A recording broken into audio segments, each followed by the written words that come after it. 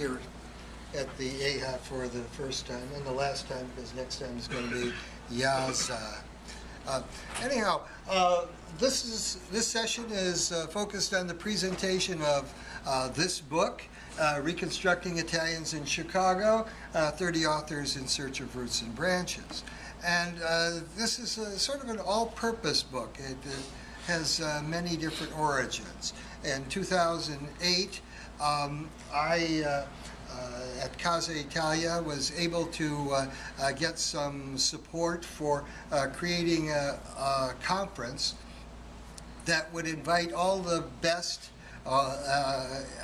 writers living on all the best living writers on Italians in Chicago, bring them together to maybe update our information, etc. Writers, different kinds of writers, academic ones, doing history or sociology or political science, those doing creative writing, those people just telling their own first-person stories. And so we had the conference, but an important part of the conference was to get Rudolph Vecoli to be the keynote. After all, he was the one who wrote the original dissertation on the Italians in Chicago prior to World War I, and unfortunately, in January of the year 2008, Rudy revealed to me that he had leukemia and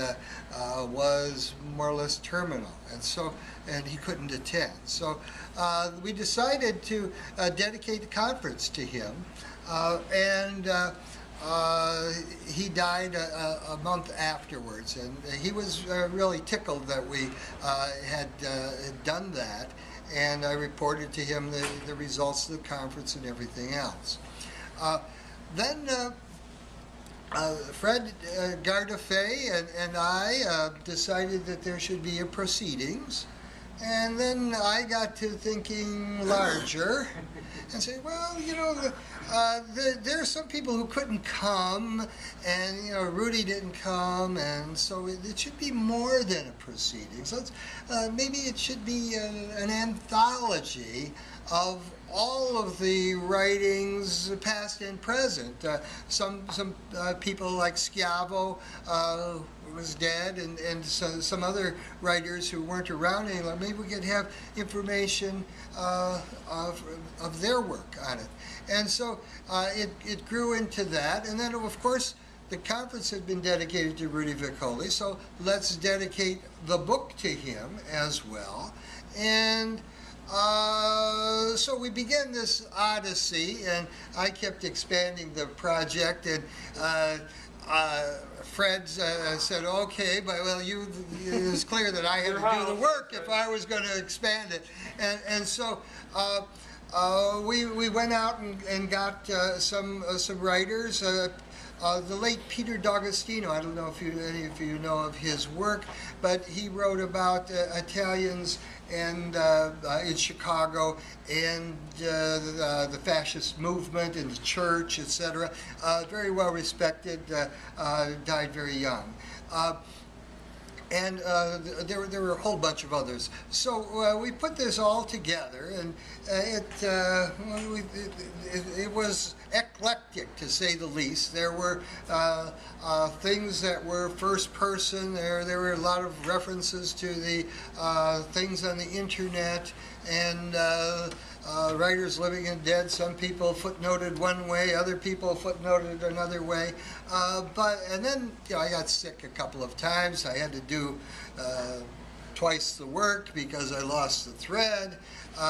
But we slugged on, and finally, there's another aspect of this to complicate things even further. I'm associated with the library at Casa Italia. Casa Italia is multi-purpose. It's a former seminary, and it has a board of directors of wealthy businessmen. I wanted to push them more toward the cultural aspect, more toward seeing Casa Italia as a cultural institution with the library. And why shouldn't Casa Italia be a publisher as well? And so I decided Casa Italia would be the publisher. The only thing that's been published out of Casa Italia previous to this was 30-some years ago when the Italian Cultural Center published Gente Mia by Joseph Tusiani. And, well, if our book is half as good as Gente Mia, it'll be a wild success. Anyhow, those are all the different things that were going into making this book. Of course, the important thing is the contents, and we have some of the authors here. And Fred is I'll call you the supervising editor, and I'm the managing editor. You're the manic.